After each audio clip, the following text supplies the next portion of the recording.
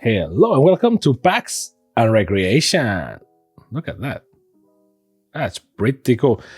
And today we are going back to Bundlemania, baby. And Bundlemania means fun. So we're taking this set between breaks because we're taking this break between sets because God knows there's no time to check this. And we're going back to Dominaria United. So we're going back and back and back. And it's taking longer than I will like it. You saw the intro. You saw all the boxes that I bought. And I'm just going slow and slow because the products just keep them coming and they just stop coming and they just stop coming and they just stop coming. So Dominaria United is one of those bundles. So we are still in this era of the pretty self-contained bundle that we still have to this day. I don't dislike this package, and I to a degree think it's more effective than the bigger, squarer ones. It's funny how in the past all Magic products were like big and bulky, and then it was like we are going more and more into like more compact, more self-contained, which makes sense because at the end of the day, like all the cards are like this size, right? It's like we need that big of a package, but it is what it is. So now with 8 set boosters, so we're going back in time, so set boosters are a thing again, and bundles. So remember Dominaria United? We're going to use this thing to talk about the set a little bit. Remember Dominaria United? This was one of those. To me, this is the set that sets up the Magic 30, the actual Magic 30, which is Dominaria United, Brothers War, Phyrexia, and then March of the Machine. To me, that's the 30-year celebration. That's the thing. It's not that fucking weird product that Wizards did in one of many out-of-touch things that they did. But it's this, because, well, we went back to Dominaria, or Dominaria, depends on how you pronounce it, and then they found an excuse to go back in time, so we saw the Brothers War, and that's kind of a Magic 30 thing, right? It's like 30 years of history, you know what I mean? And then Phyrexia, which everyone loves it and is visually very appealing, even though the Phyrexia Will Be One was less creepy than the original Phyrexia, but it is what it is. And then March of the Machine, which I found it was pretty cool because it was in a single set, you had multiple planes and multiple treatments and everything. So it was kind of confusing, it was kind of money grabbing, but at the same time, it was beautiful, full of like all stuff from Magic's history and planes and whatnot. So to me, that's Magic 30, and it all started here. Now, some people say, oh, well, the story started before. But to me, this symbolizes the let's go back, because before this, it was Dungeons and Dragons and Kamigawa and New Capenna. So Kamigawa and New Capenna, I love them, but they are kind of like new stretches into new things. Even though Kamigawa existed, but it was abandoned. And then we came back to the origin. So with that intro, this is the Bundle Reno, right? So return to where it all began. See? I said that without reading the back of the box. I swear, I don't remember what was in the back of the box. So Dominaria, an ancient plane filled with countless cultures, legends, and forgotten treasures. As a secret enemy plots to invade, the people of Dominaria must band together to protect their home. Use the legendary creatures that come in every pack to assemble a new coalition and defend the plane where Magic started. So that's another thing. That's why this, like, every pack had like a legendary creature for sure, because Commander and it felt tiring, right? And also, one thing that I forgot to mention that was pretty freaking cool was that as you went back in time, you would see that in the previous sets, there were Praetors from Phyrexia in different planes as a hidden card. Now, if I am one to complain, which I am, what I would have loved that happened here was that the Praetors may be like secret rare cards or something, but maybe just don't make a card out of them, which I know it's asking too much because Praetor's powerful, chase cards, and Sheldred is still Sheldred, and Sheldred is in this set. But I would have loved that you will see them in the background of some cards, or there are some cards that are like Phyrexianized creatures or whatever, right? And I will have loved that they will look Phyrexianized, but the type wouldn't be Phyrexia, right? So you will be like, what is happening? So the mystery will be brewing. But yeah, I'm asking too much. And this river already ran its course. So 12 cards, don't get confused. Dominaria United set boosters, 2 reference cards, because we can live without those, 22 additional foils, 20 regular basic lands, an alt card for Herd Migration, a box that is okay, and a beautiful oversized die. So we're gonna open it to this side because I don't know, my OCD claims for it. Now, it's funny that I keep adding stuff to this because, see, like, beautiful. This was the set of the stained glass, right? So they went with that special treatment for stained glass. Nothing here, just a very nice box that is white inside. Look at this, right? So even the insert was pretty. It's like Dominaria United. And yes, Yoda is there, the fairy is there, like everyone is there. Jaya is there, but me. And then an art of, I don't remember the name of this card, but you know, beautiful insert nonetheless. I love my inserts, you know me. So Liliana and Ajani. So remember that Ajani at this point is a sleeper agent. So it's fire-actionized, and he doesn't know, and he will be the one, if I recall correctly, that kills Jaya. Now, look at these boosters. These boosters are beautiful. Like these booster packs are just pretty. So you get your boosters. Now, the reference cards in this one are just floating. Funny, because in the future, and I guess in the past too, you will see that these cards are actually bundled with the lands or something, because, you know, since we're already there, right? But no, here is like, nah, there you have it, the reference card. So they have been taking a punishment during all this time, just going back and forth, taking the weight of the boosters. So there is that, and then the lands. So you get Herd Migration. I'm not going to open this because, I mean, well, who am I kidding? We are an unboxing channel. So I was about to say, like, I'm not opening this because you know the lands, you know what it is. But I mean, what's the fun, right? In you checking, me taking you back to the past, like the video game nerd, and you not checking the beautiful designs of the lands, right? So Herd Migration is the alt card promo here, 6 and 1 green, and it's a sorcery that has domain, because Dominaria, haha, create a 3/3 green beast creature token for each basic land card type among lands you control. And for 1 and 1 green, discard Herd Migration, search your library for a basic land, reveal it, put it in your hand, and then shuffle. You get 3 life, right? So, beautiful. And now we get the planes for Dominaria United. Some of these are, so 2 of them, well, no, they did the thing, right? So yeah, 2 of them repeated, and then the other 2. This is quintessential Magic, right?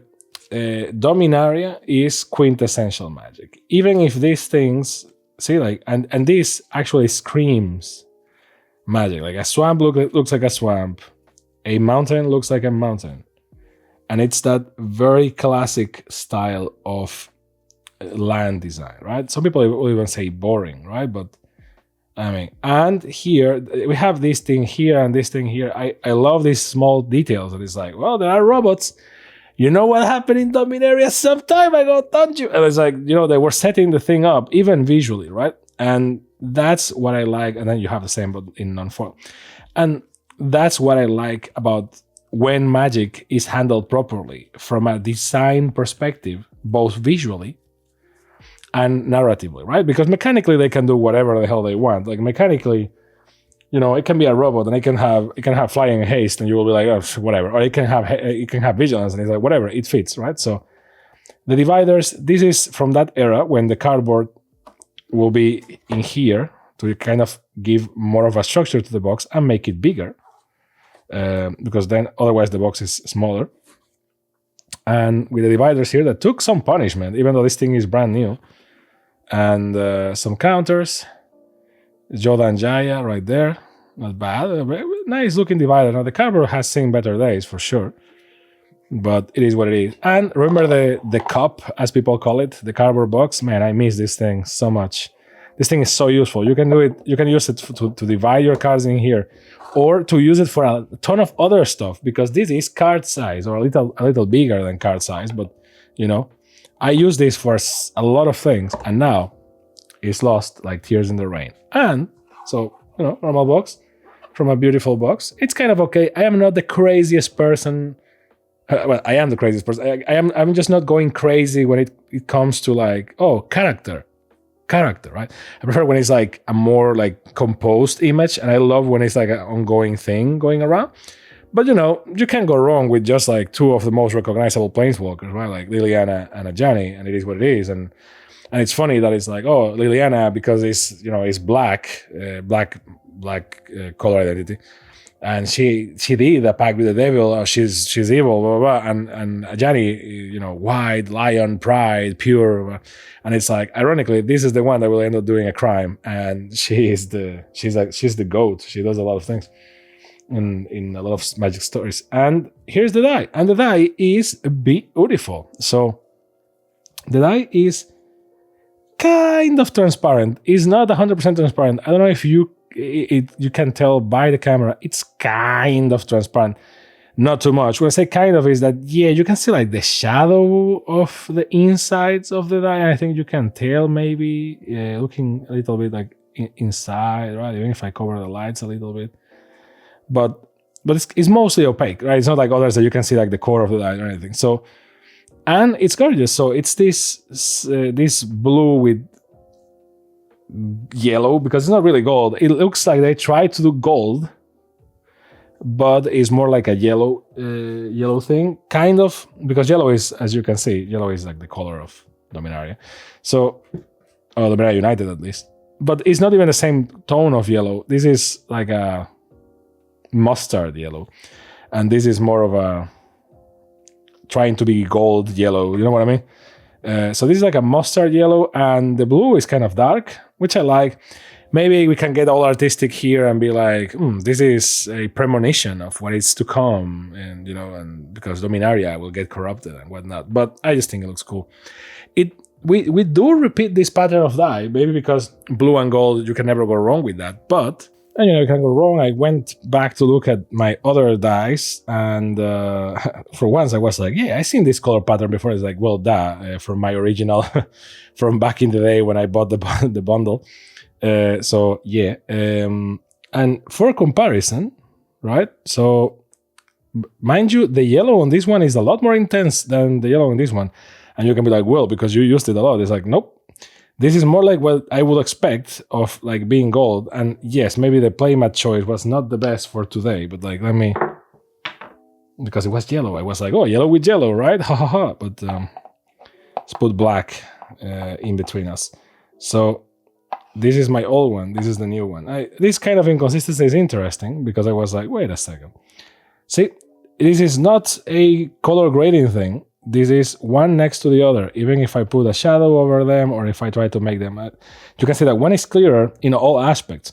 This is what I would expect the die to look like. It's clearer, more transparent to a degree, and the symbols are what I expect to be.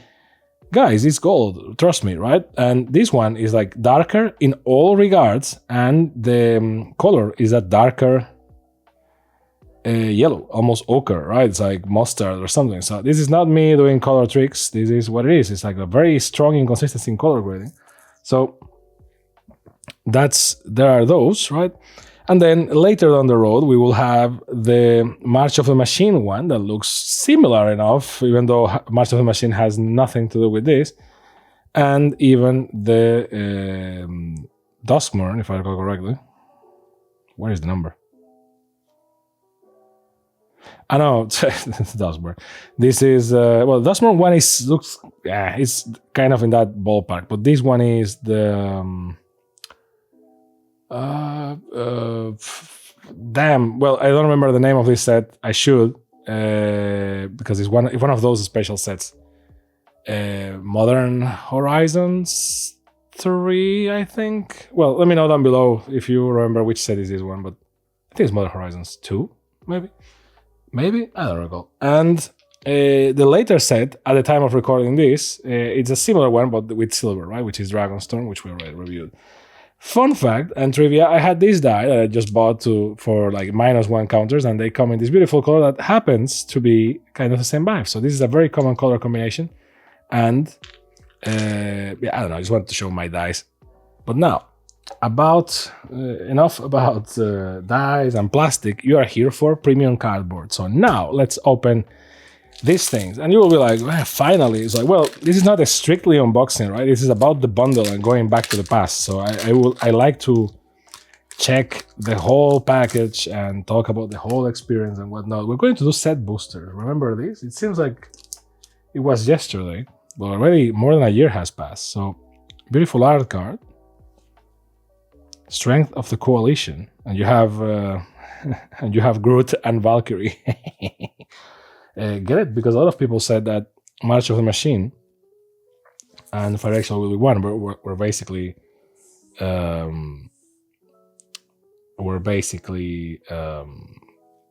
Avengers Infinity War and Avengers Endgame. So, which I agree. Battle Rage Blessing.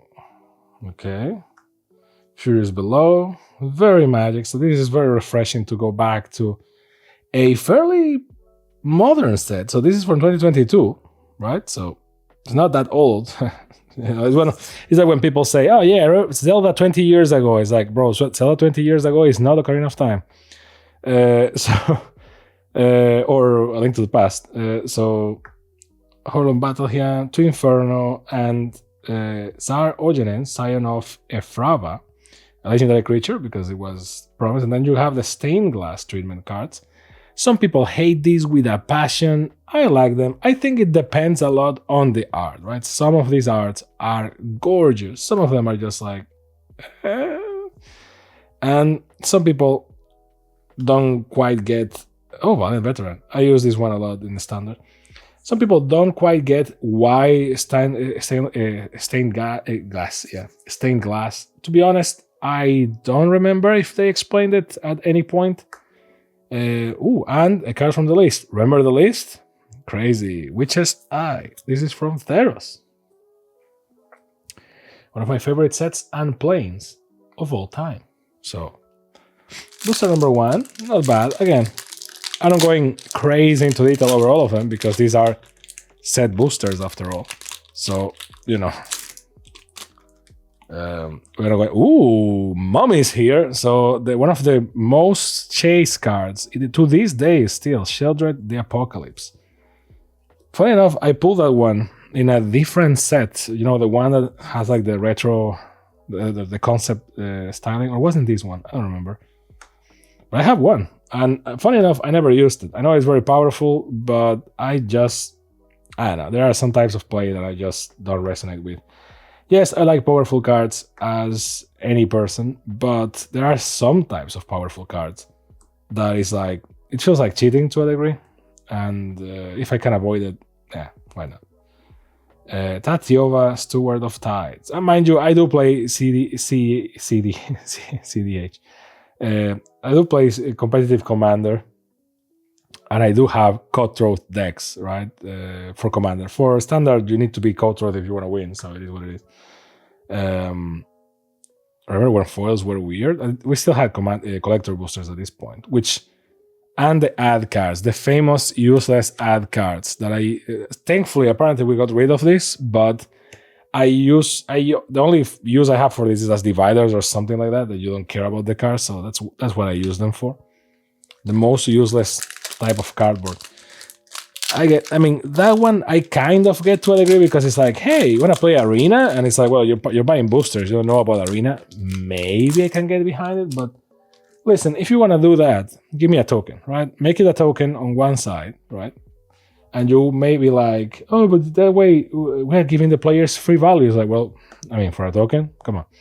But, so that's one thing. The other is, if you have a token, and it has an ad on the back, and I'm going to use that token, guess what is going to happen? I'm going to see that ad a lot more times. But if that's your goal, right? And yes, as you can see, every pack has a legendary creature because that was the craze back in the day. They were packing as many legendary creatures as they could because Hordor Commander. See, this one is cool. This one is cool too, even though it doesn't look too much like a stained glass. If you're going for a stained glass, I prefer that it looks like a stained glass in a church, you know what I mean? This one, even though, yes, you can do this in stained glass, it looks kind of cheating, you know what I mean? Joyra, a ageless innovator. a Phyrexian Vivisector token. See, this is the thing. We started to get Phyrexian cards, and it's like, oh, looks what's coming, and what is the list? See, this one is okay, right? What is the list? Oh, well, you can get a card, 1 in 4 set boosters. Okay, and then you have a token, right? So that's okay. You at least, if you really, really want to give me ads, but that's kind of the thing, Wizards. If I'm already buying your product, don't give me an ad. I mean, I'm already buying it. Oh, this Djinn, man. This thing in the standard was such a pain. It's called Haughty Djinn or Haughty Djinn, and it will be like Naughty Djinn because damn. A foil swamp. Not that it matters, but that's what it is. Salvage Mana Worker. Manigal Sentry. Gaia's Might. Nishoba Brawler. Phoenix Chick. Fires of Victory. Rulic Mons, Warren Chief. So, and we got a lot of these legendary creatures, right? And it's like everything. A little bit of something is great. Too much of something is just annoying. And I think it happened with this. It's one of those. It's like, oh, we have a lot of legendary creatures, and so you can have uncommons, and you know, so everyone can get. Oh, Plaza of Heroes, nice. You can get a lot of possible commanders because, ooh, nice from the list. Bloodchief Ascension. Beginning of each end step. If an opponent lost 2 or more life this turn, you may put a quest counter on Bloodchief Ascension. Damage causes loss of life, in case you are new to this. And wherever a card is put into an opponent's graveyard from anywhere, if Bloodchief Ascension has 3 or more quest counters on it, you may have the player lose 2 life. If you do, you gain 2 life. Not bad. 2 cards from the list already. That's cool. Man, cards from the list are one of the things that I miss the most about play boosters, and you know, the easiness of pulling those. And it's like, oh, we have the guest. It's like, nah, special guests don't ring the same. This card is beautiful. I find it funny that some of them have the signature, and the signature is not like a signature per se. Maybe because Barbara Rosiak didn't want to put her signature there or something. I don't know. Jola the Unifier. I'm trying to see if I can get that one with that art, but it is what it is. Blacklight Crusher. Overall, it does feel like, you know, when you get a card from the list, it's always like, you feel like, yay, boy, free cards, even though you paid for them and it's completely random, but it always felt like you won something. Similar to when you put a token instead of an ad. That was kind of cool still. Now, apparently... Oh, Sheldon the Apocalypse! Let's go! Whee! This is how you stop a man rambling. Man, I opened this thing, and we were like, well, Sheldred, you know, Sheldred is one of the chase cards in here because... But yada, yada, yada. And it was one of the second art card that we pulled, right? And it was like, well, Sheldred, one of the chase cards, is very weird that we pulled, and there she is. Legendary creature, Phyrexian Praetor. Why is this thing so hated? Because for 2 and 2 black is a 4/5 that has Death Touch, and whenever you draw a card, you gain 2 life. Whenever an opponent draws a card, they lose 2 life. So this is a beautiful pain in the ass, and a very good pull, if I may say so myself. Griffin Protector, which is a beautiful, beautiful card, and at the same time, a very weird drawing. So I like it as much as I find it weird. And a token that has an ad. So, you know, okay.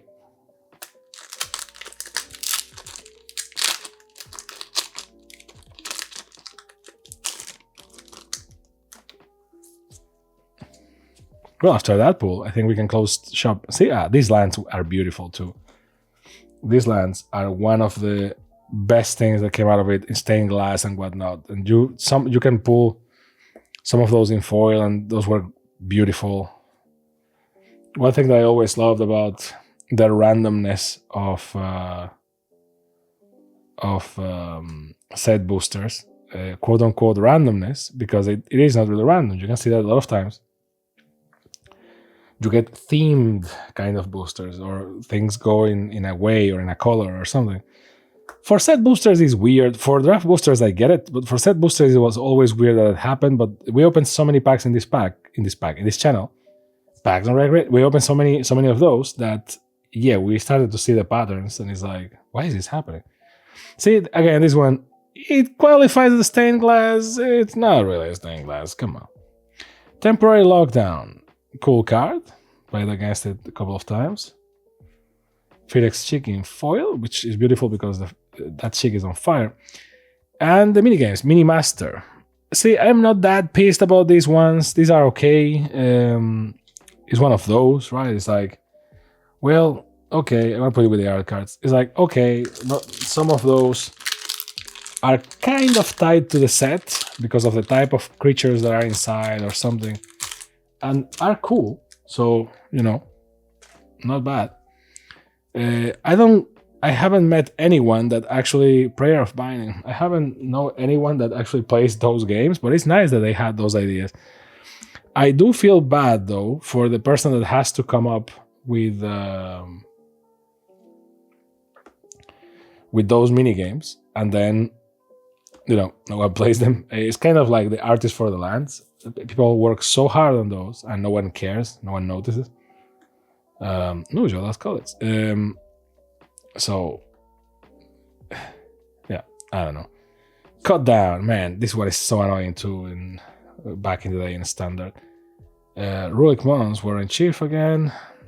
Sarajama again. Ooh, Storybook Elder, nice.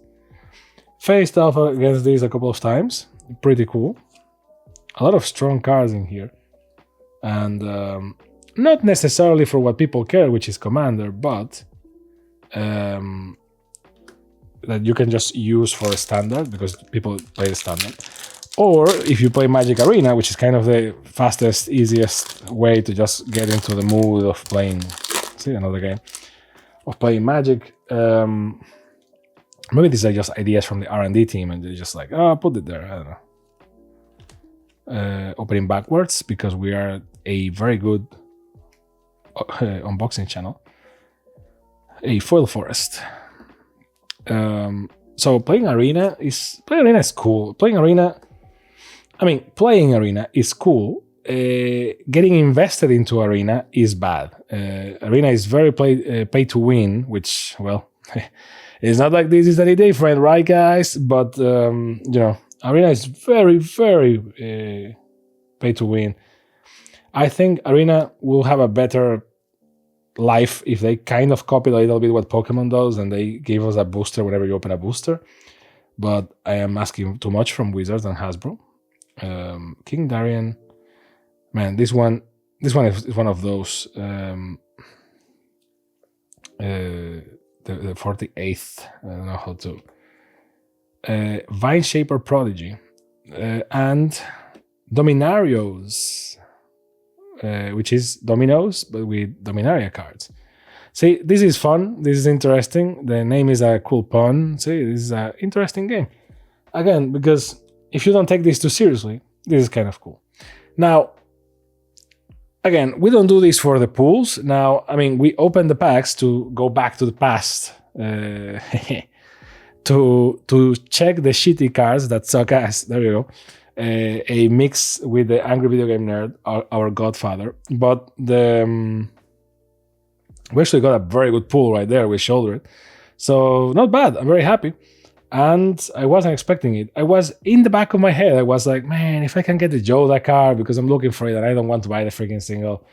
But I got the other one instead. So not bad, cool, interesting, and overall very happy. So this was the bundle for Dominaria United. Now, retroactively, let's make this a tradition, right? So in retrospect, was it worth it? Well, I always think bundles are worth it, right? That's why we have this series. But compared to other bundles, it kind of is the normal, right? It really comes down to, as with all bundles, it really comes down to, do you like the box? Do you like the die, right? Because other than that, it's just boosters, and maybe if this card is very useful for you or you like the art, right? Some of the modern bundles do have special lands that, you know, the only way to get them is here, be it because the only way to get the normal lands is here, which happened with Phyrexia, I think, or because the only way to get a lot of special treatment lands is here too, because now they do that with bundles. This one is not that case. There's a lot of normal lands, so it really comes down to box and die. And then, if you find a bundle kind of cheap, then sure, why not? But the truth is, they don't get cheap because it's just a bunch of boosters that are not under the same constraints as a booster box. So you don't get the same limits of mythics and whatnot. So, you have some extra random things that no one cares about, like the dividers and whatnot. These are really cool. Like, I like this one a lot. This one is okay. You get your insert that everyone throws into the trash, but I save them for some reason. So this for an ad is kind of cool. Ad, title, card, whatever. And this art is beautiful. So Magic's art, I think, is just gorgeous. We should get like posters or anything like that sometimes with a bundle. But listen, if we're gonna get a poster, don't do it like the Dustborn ones that are folded. Just roll it out, put it into the box, and make the box so that it fits roll out. Just give me rolled posters, not folded, because folded posters are useless. And then, the box and the die. So if you like Liliana and Ajani, this thing is gorgeous. From a composition standpoint and color theory, this thing is gorgeous too. With a stained glass logo from this set. And the die is one of my favorites, even though this one has a very, very intense coloring that I don't quite understand. In terms of pulls, I'm happy, and I hope you also had fun.